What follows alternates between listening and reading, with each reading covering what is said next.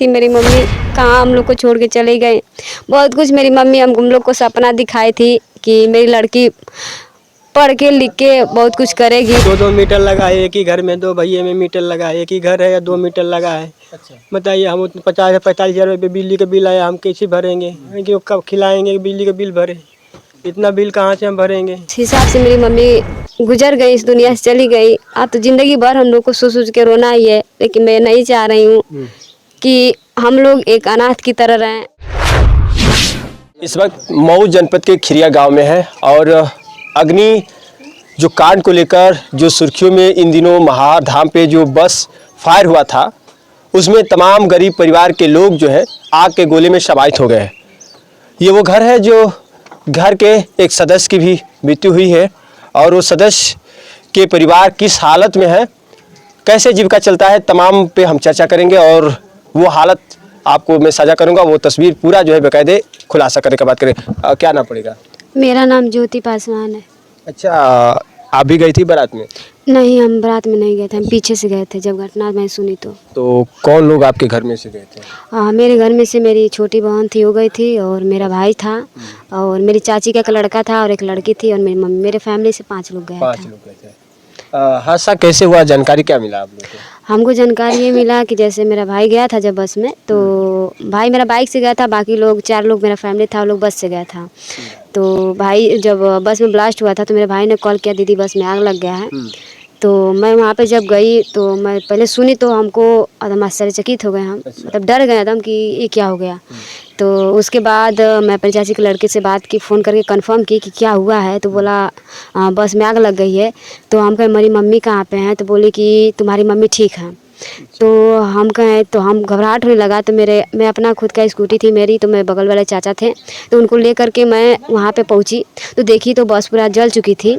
और जिस टाइम मैं वहाँ पे जब पहुँची तो हमारा दिमाग काम नहीं कर रहा था कि मैं कहाँ खोजूँ अपने मम्मी को। मैं जब वहाँ पहुँची तो मैं सिर्फ अपने मम्मी को खोज रही थी, अपने बहन को खोज रही थी, अपने भाई को खोज रही थी कि मेरी मम्मी भाई बहन मेरे कहाँ हैं लोग। तो जब वहाँ पे पहुँचे तो वहाँ बहुत सारी भीड़ लगा हुआ था, मीडिया वाले भी लोग थे, बहुत सारे लोग। तो उसमें मैं रोते हुए गई और मैं गिर भी गई थी, मेरे पैर में चोट भी आ गया है और सही से मैं चल नहीं पा रही। सिर्फ मैं अपने मम्मी को बहन को खोज रही थी कि मेरे भाई बहन मम्मी मेरी कहाँ पे हैं। तो वहाँ पे मैं जब भीड़ में अंदर जब मैं घुस के गई तो वहाँ पे देखी तो 5 लाशें थी। तो वहाँ पे मैं बहुत देख देख के बहुत रो रही थी, बहुत तेज़ी से। तो चाचा थे मेरे, तो वहाँ देखे तो हमको पकड़ लिए और पकड़ के मेरे चाचा भी रोने लगे, बोले तुम्हारी मम्मी ठीक है। तो एक बगल में बाबा थे, तो बोले कि तुम्हारी मम्मी ठीक है, तुम्हारी मम्मी यहाँ पे नहीं है, हॉस्पिटल में है, बस पीछे थोड़ा सा चोट लगा हुआ है, तुम्हारी मम्मी ठीक हो जाएंगी। तो लोग हमको तसल्ली दिलाया, तो फिर भी मेरा दिल मान नहीं रहा था। ऐसा लग रहा था कि मेरी मम्मी इस दुनिया में है नहीं। तो जो लाशें थी तो उस लाशें में से मैं सोची कि इसमें मेरी मम्मी है। तो मैं बार बार वहीं पर जाके देख रही थी, तो लोग देखने नहीं दे रहा था, तो लोग वहाँ से हमको हटा दिया। उसके बाद मैं अपने बहन को खोजने लगी, मेरी बहन कहाँ है। तो बाद में लोग हमको लेके चलाया घर पे, बोले तुम्हारी मम्मी ठीक है, तो तसल्ली लोग दिलाया। तो मुझको एहसास हुआ कि चलिए मेरी मम्मी कम से कम भले कुछ मतलब थोड़ी सी ही जली है, लेकिन पैसा लगेगा तो मेरी मम्मी ठीक हो जाएंगी। तो लोग बोला कि तुम्हारी मम्मी गाजीपुर वाले हॉस्पिटल में भर्ती हैं। तो मेरी मौसी का लड़का था, मैं बोली भैया मेरे मम्मी को एक बार दिखा दीजिए। तो बोले कि डॉक्टर लोग हॉस्पिटल में अंदर ले गए हैं, अगर दिखाने के लायक रहता तो हम तुम्हारे मम्मी को वीडियो कॉलिंग से दिखा देते, पहुँचेंगे अंदर तो तुम्हारी मम्मी को दिखा देंगे। तो लोग तसल्ली दिला रहा था, तो हम कहे कि सही कर रहे होंगे। तो उसके बाद जब रात हो गया तो पुलिस वाले लोग आया था, तो मेरे भाई को लेके गया, तो मेरे मम्मी का डॉक्यूमेंट लोग मांग रहा था। तो मुझको एहसास हुआ कि मेरी मम्मी लग रहा है कि दुनिया में नहीं है, डॉक्यूमेंट किस लिए लोग मांग रहा है। तो एक चाचा थे, तो बोले बेटा तुम्हारी मम्मी भर्ती हैं, तो इसकी वजह से दवा करने के लिए सरकार सपोर्ट कर रही है। तो वहाँ लोग तसल्ली दिलाया। उसके बाद मेरे भाई को लोग लेके गया, और भैया थे मेरे बगल के, राजन नाम है उनका, वो भी साथ में गए थे, मेरा भाई, वो दोनों लोग पहचानने के लिए मेरे मम्मी को। तो जब वहाँ लोग पहुँचा तो उसके बाद वो लोग पहचानने के बाद वो लोग 3 बजे भोर में आया। तो मैं जब सो रही थी तो ऐसा लग रहा था मेरी मम्मी पीछे से आके हमको उठा रही है, मेरी बहन को भी मम्मी उठा रही थी, तो बार बार उठ के मम्मी को खोज रही थी। हमको भी सब लोग मेरे पास ही सोया था, रिलेशन का भी लोग आया था, तो मैं बार बार उठ के बाहर देख रही थी कि मेरी मम्मी आ रही हैं। मेरी भैंस थी, वो भी बेचारी रो रही थी, लोग देख रही थी कि कहाँ पे क्या हुआ, इतना भीड़ काहे लिए हुआ है। और मैं बार बार घर में जाके देख रही थी, ऐसा लग रहा था मेरी मम्मी सीढ़ी पर से आ रही है, मेरी मम्मी छत पे है, मेरी मम्मी घर में है। और हमेशा मुझको मम्मी उठाती थी, तो 1 गिलास हमको दूध देती थी पीने के लिए कि लो पी लो। तो उसके बाद मतलब बहुत कुछ मैं सोच रही थी। तो मेरी मम्मी, हमको ऐसा लग रहा था कि अगर मुझको बार बार उठा रही हैं कि उठ बहनी उठ।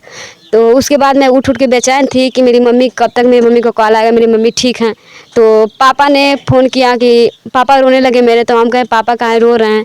तो फिर हमको ऐसा लग रहा था मेरी मम्मी आई नहीं, इसलिए मेरे पापा रो रहे हैं। तो पापा बोले बेटा खाना खा ला लोग, मम्मी ठीक है। तो हम कहे ठीक है पापा, हम लोग खा लेंगे। तो हम लोग 11-12 बजे तक खाना नहीं खाए थे। तो पापा बोले कि बेटा हमारी कसम खाना खा लो लोग। तो हम कहे पापा ऐसे काहे कह रहे हैं। तो फिर उसके बाद पापा भी उसी में अपने दिल को दबा रहे थे, मतलब छुपा रहे थे कि कहीं मेरे बच्चों को पता ना चले कि ऐसा घटना हो चुका है। तो हमको थोड़ा बहुत एहसास हुआ कि बार बार मैं यूट्यूब पे, इंस्टा पे और फेसबुक पे मैं खोज रही थी कि एक बार मेरी मम्मी का चेहरा दिख जाए। सबका दिख रहा था, लाश भी दिख रही थी कि हाँ जली हुई है। और पाँचों में लाश भी अपने आँखों से देखी यूट्यूब पे। और उसके बाद जो हॉस्पिटल में लोग भर्ती थे उसमें भी लोग दिख रहा था कि हाँ ये लोग घायल हुआ है। तो हम कहे मेरी मम्मी काहे नहीं दिख रहे, जब मेरी मम्मी घायल हुई है तो वहाँ भी तो मीडिया लोग पहुँचा होगा, लेकिन कहीं नहीं दिखा। तो उसके बाद जब मेरे भाई लोग भोर में 3 बजे आया तो एक चाचा थे जिनका लालचंद नाम है, तो उन्होंने एक बाइक आके बोल दिया कि ज्योति तुम्हारी मम्मी अब इस दुनिया में नहीं है। अब हम लोग का एकदम रोंगटा खड़ा हो गया। हम लोग का ये क्या हो गया, मुझको विश्वास नहीं हो रहा था कि मेरी मम्मी हम लोग को छोड़ के चली गई है। मैं बार बार छपटिया छपटिया के रो रही थी, बहुत कुछ सोच रही थी मेरी मम्मी कहाँ हम लोग को छोड़ के चले गए। बहुत कुछ मेरी मम्मी हम लोग को सपना दिखाई थी कि मेरी लड़की पढ़ के लिख के बहुत कुछ करेगी। मैं बीएससी की स्टूडेंट हूँ, बीएससी सेकेंड ईयर की। और मेरा भाई बहन लोग है 2, वो लोग सीबीएसई बोर्ड से पापा पढ़ा रहे थे। पापा एक मेरे नॉर्मल हैं, हम लोग नॉर्मल फैमिली से, कोई हाई फाई फैमिली से नहीं है। पापा दिल्ली रहते हैं, पापा अकेले मेरे हैं। अब मेरी मम्मी तो सारा हम लोग को देख रही थी, जो भी था सारा था अपना घर से, वो भी थोड़ा बहुत खर्चा निकाल ले रही थी, हम लोग को थोड़ा बहुत सपोर्ट कर रही थी। पापा भी भेज रहे थे, तो उसमें से भी हम लोग का पढ़ाई का खर्चा हर एक दिन चल जाता था। लेकिन पापा कैसे खाते थे, क्या करते थे, ये हम लोग को नहीं बताते थे। कभी खाते थे, कभी नहीं खाते थे, बासी खाना खा के रह जाते थे। हम लोग को भले कोई कमी नहीं किए, लेकिन पापा कैसे कैसे रहते थे, कैसे क्या करते थे, मैनेज करते थे। जब मैं समझदार हुई तो हमको पता चला कि आज मेरे पापा किस किस हिसाब से हम लोग को पढ़ा रहे हैं, लिखा रहे हैं। तो मेरा एक सोच बन गया कि आखिर मेरे मम्मी पापा जब हम लोग के लिए इतना कर सकते हैं, तो हम लोग अपने माँ बाप के लिए क्यों नहीं कर सकते हैं। तो मेरा एक सोच बना कि मैं भी अपने भाई का, एक ही मेरा भाई है 18 साल का है, अभी वो 7th में पढ़ाई कर रहा है। तो मैं सोची कि अपने लिए ना तो अपने भाई के लिए मैं पढ़ूं, उसको भी एक अच्छा जीवन शैली दे सकूं, उसको एक अच्छा स्टेज पर ला सकूं।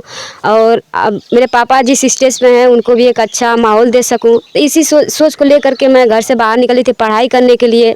सोची अपना भी खर्चा मैं थोड़ा बहुत अपना निकाल लूँ ताकि पापा से उतना सपोर्ट ना लेना पड़े। तो मैं भी थोड़ा बहुत अपना खुद का टीचिंग करा रही थी, थोड़ा बहुत अपना वहाँ से अपना 2000-3000 रुपया पाती थी, तो अपना थोड़ा बहुत पढ़ाई में सपोर्ट ले लेती थी। तो जिससे पापा को उतना मतलब वो नहीं होता था। तो मैं ड्रीम था एक डॉक्टर बनने का, ये सोच लेकर के मैं बाहर निकली थी कि कुछ तैयारी करूँगी तो एक डॉक्टर बनूँगी। एमबीबीएस का ड्रीम था कि एमबीबीएस का मैं तैयारी करूँगी। पापा से मैं बोली थी तो पापा बोले बेटा इतना पैसा तो है नहीं कि मैं तुम लोग को पढ़ाई करा सकूँ। लेकिन मेरा एक सोच था कि चाहे पापा दे या ना दे, मैं अपना खुद का कहीं अगर किसी क्लास में पढ़ाऊँगी तो थोड़ा बहुत 4000-5000 रुपया अपना खुद का खर्चा निकाल लूँगी, थोड़ा बहुत घर से सपोर्ट ले लूँगी, तो मैं आगे कुछ कर सकती हूँ। अच्छा, जब माँ तो इस दुनिया में नहीं है, लेकिन माँ का आखिरी क्या एक सपना था जो आपको पता था कि माँ मुझे इस रूप में देखना चाहती है, माँ मेरे पढ़ाई का ये सफलता चाहती है कि ये मेरी बेटी बने, क्या सपना था? मेरी मम्मी का सपना था डॉक्टर बनाने का। बोली चाहे तो तुमको डॉक्टर बनाएंगे या तुमको टीचर बनाएंगे। मेरी मम्मी यही सोची थी, तो मैं सोची नहीं मम्मी हम डॉक्टर बनेंगे। इसी ड्रीम को लेकर के मैं पढ़ाई कर रही थी। बगल में मेरी एक बड़की मम्मी है, वो टीचर हैं, और उनकी चाचा लगेंगे, उनके भी 2 लड़के टीचर हैं। तो उन लोग को देख करके मेरा सोच बना कि हम भी अपने गाँव में एक फैमिली में, खानदान में मैं भी अपना मतलब नाम, अपने माँ पिता के वो स्थिति को देखकर आप भी मतलब अपने मन में ठाना कि हम भी माँ के सपनों को साकार करेंगे। लेकिन माँ चल बस इस दुनिया में, कैसे पढ़ाई का करवा आगे? हम यही चाह रहे हैं कि अब जिस हिसाब से मेरी मम्मी नहीं रही, अब पापा ही अकेले। अब यहाँ भी मेरा थिंकिंग बढ़ रहा है कि अब पापा हम लोग का पढ़ाई कराएंगे कि घर द्वार देखेंगे, कि पापा कमाएंगे, कैसे क्या करेंगे, कैसे हम लोग को लेके चलेंगे। अब मैं उतना तो समझदार अब तो बनना ही पड़ेगा। जिस हिसाब से मम्मी लेकर चल रही थी उस हिसाब से हम लोग का माइंड का थिंकिंग है नहीं कि हम लोग को क्या करना है, कहाँ कैसे क्या करना है, खेती बाड़ी हर एक चीज़ हम लोग तो नहीं जानते हैं। लेकिन अब इसको भी हम लोग को सीखना ही पड़ेगा।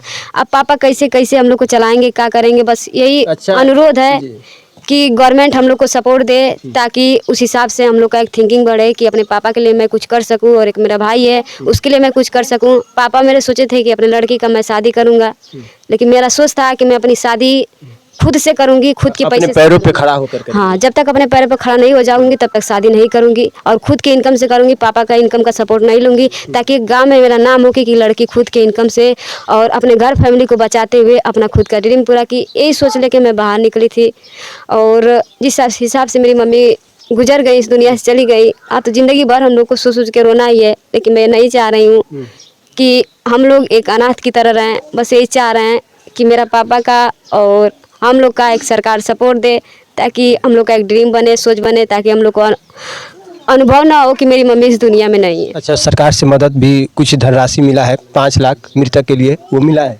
हाँ, बिजली विभाग की तरफ से हम लोग को मिला है, जैसे 5 लाख रुपया दी है बिजली विभाग, लेकिन सरकार के अब वो कहाँ से है, लेकिन उस पर लिखा हुआ है बिजली विभाग की। जिस हिसाब से अब महंगाई देख रहे हैं सर, अब इतने में तो मेरी मम्मी का भी क्रियाक्रम ही करने में ख़त्म हो जाएगा। अब उसने में क्या कर पाएंगे, आप ही बताइए। जो माँ आपने ख्वाब रखी थी, जो सपना रखी थी कि हमारी बेटी जो है एक डॉक्टर बनेगी, क्या बिटिया का 5 लाख में पढ़ाई पूरा हो पाएगा? क्या बिटिया डॉक्टर बन पाएगी? क्या संभव है?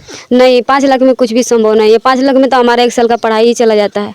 अब उसने में हम क्या कर पाएंगे? कुछ भी नहीं कर पाएंगे। सरकार से क्या अपील कर रही है? सरकार से अनुरोध यही है, चाहे तो हम लोग का पढ़ाई फ्री करे या सपोर्ट हम लोग को करे, जिस हिसाब से हम लोग उस स्तर पे जा पहुँचे। अच्छा, और हमारे पापा, क्या नाम है आपका? मेरा नाम अच्छीलाल है। अच्छा, हाँ, आप साथ में गए थे या घर पे थे? नहीं हम तो बाहर थे। अच्छा, बाहर थे। हाँ, हमको पता लगा, मेरा बेटा तो बताया मेरे को, मैं वहाँ रोने लगा। फिर हम लोग भाई बहन आए, जो यहाँ देखे तो पड़ी हुई थी। हम लोग को तो पता लग गया था, पहले बेटा बता दिया था, बेटा अपनी आंखों से देखा था कि पापा ऐसे दुर्घटना घटी है, मम्मी नहीं है दुनिया में। तो हमको तो ये पता लग गया था। फिर इन लोग को हमें छिपा रहे थे कि बेटा खा लो, कम से कम दवाई पर चल रहे थे लोग। मैं कहा फिर यहाँ आया तो देखे थे ऐसे हाल है। फिर गए, क्या करें, हालत ख़राब है। बच्चों के अब कमाएंगे, वो 15-16 हज़ार की नौकरी करते थे, रात दिन काम करते थे, पेट काट काट के इन लोग को पढ़ाई लिखाई करवाते थे। लेकिन पढ़ाने का इतना नहीं था इच्छा, बैलेंस नहीं था हमारे पास कि इन लोग को पढ़ाऊँ लिखाऊँ। लेकिन इनकी माँ इतनी मेरे को सपोर्ट करती थी कि चलिए हम है ना पढ़ने के लिए कह रहे हैं, पढ़ने दीजिए, नहीं कुछ बनेगा कोई बात नहीं है।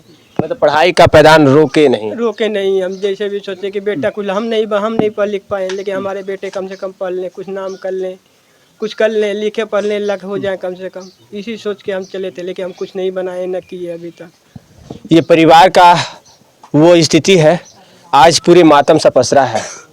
सरकार उन गरीबों के लिए कदम उठाए कि जिस गरीब के जो सहारा, जो गरीब का एक आशियाना कैसे अगर वो रहता है, किस तरह से पालन पोषण होता है, उन पे खास नज़र रखे। ऐसे परिवार में जो सपने हैं, सपने टूट जाए तो हमारा देश का कैसे विकास हो पाएगा? ये सपने हैं, हमारे देश को आगे बढ़ाते हैं। ये ऐसे ही लोग जो है डॉक्टर इंजीनियर बनकर हमारे देश की तरक्की करते हैं। इनको अगर सरकार ना मदद करे तो फिर क्या फायदा? क्या और कुछ बताना चाहेंगे? और कुछ नहीं सर, बस इतना हम चाह रहे हैं कि बस सरकार हम लोग का सपोर्ट दे, हम लोग अपना पढ़ाई भी जारी करें और अपने मम्मी का ख्याल भी माइंड में ना आए, मतलब कमी महसूस ना हो। जो होना था वो हो गया, उसको दोहराने से कुछ होगा नहीं। जो आपको डॉक्टर बनना है उसको बरकरार रखिए। जो ड्रीम है मैं उसे पूरा करूंगी। मेरी मम्मी जो हमको सपना दिखाई थी, भले मेरी मम्मी चली गई, अब वो वापस तो आएंगी नहीं, लेकिन मेरी मम्मी का जो ड्रीम है मैं उसे पूरा करूंगी किसी भी तरह। मैं जिस हिसाब से मैं जिद करके सर पढ़ाई कर रही थी, पापा हमको 12th तक पढ़ाई करवा के बोले कि इसका शादी कर देंगे, लेकिन मेरा जिद था कि नहीं मैं कुछ करूंगी।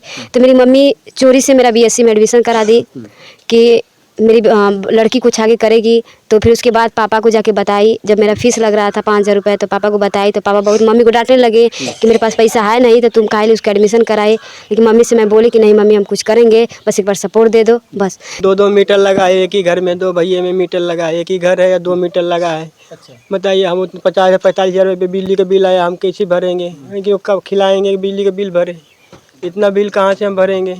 ये गरीब अभी जो है इस पीड़ित परिवार को तमाम सदमे से गुजरना पड़ रहा है। एक मीटर की समस्या है और ये मीटर के बिल से भी कपार पे इनको जो है बड़ा सा एक सोच अगर देखा जाए तो दुख है। सरकार अभी दावा की है कि गरीबों की बिजली फ्री हो। जल्द हम चाहेंगे कि ये मातम में पसरा ये परिवार, इनको ऐसे बिल, ऐसे जो है तमाम जो समस्या है इनसे छुटकारा कर दीजिए, क्योंकि इस परिवार के हालात को सुधारा जा सके। फिलहाल इस वक्त के लिए इतना ही। भी न्यूज़ इंडिया के साथ मैं विमर्श कुमार, नमस्कार।